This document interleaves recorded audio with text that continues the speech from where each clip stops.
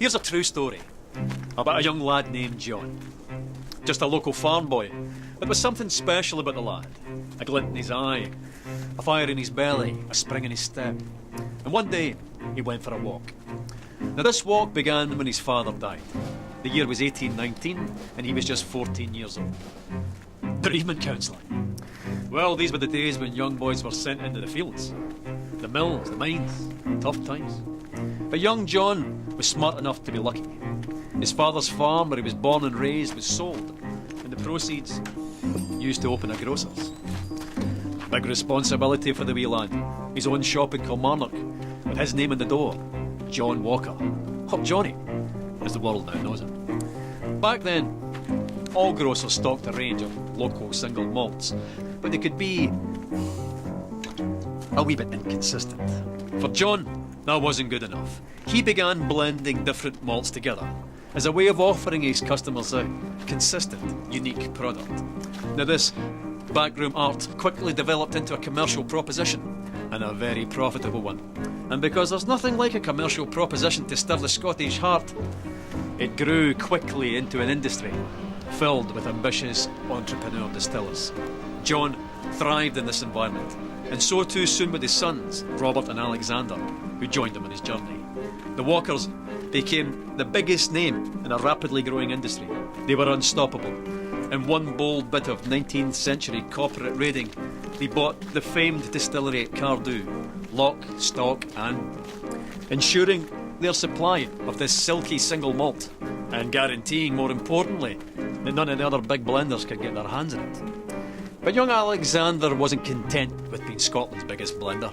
Not ambitious enough for him, no. He convinced the ship's captains of Glasgow to act as agents for him, and drove the whisky bearing his father's name across the globe. By 1860, he had developed the square bottle. Now, with a label at an angle of precisely 24 degrees. No big deal, you might think, but you'd be wrong. The square bottle meant less breakages and more bottles per shipment. The diagonal label meant larger type, and together that meant Johnnie Walker had unmistakable presence on any shelf in the world. The bottle became an icon, and the rich liquid it contained sought after and consumed across the globe. Quite a character, Alexander Walker. Master of the blender's art. Ambitious, uncompromising, Mr. Walker. It was John's grandsons, George and Alexander II's turn to join him on his journey. They led the brand into the 20th century. By 1909, they had developed the iconic red label and black label, and persuaded Tom Brown, the best young illustrator of the day, to sketch a striding man in a napkin during a business lunch.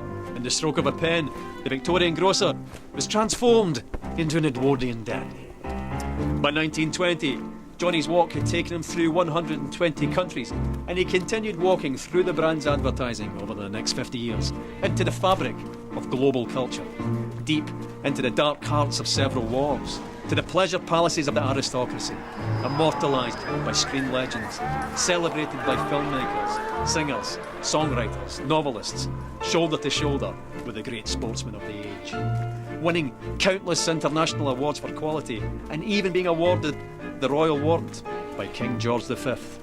No going back after that. Not that going back would even have occurred to Johnny or any of his family. By the end of the 20th century, the familiar red label and black label were joined by the green label, the gold label, and the grandest of them all, Johnnie Walker Blue Label.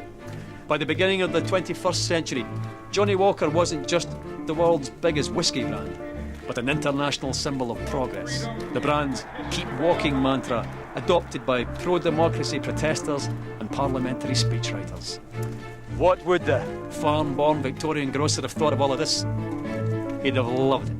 A Victorian farm-born grocer he might have been, but he and the family that followed him were possessed by a fiery ambition with the skill and intelligence to match. 200 years later, and Johnnie Walker's still walking, and he's not showing any signs of stopping.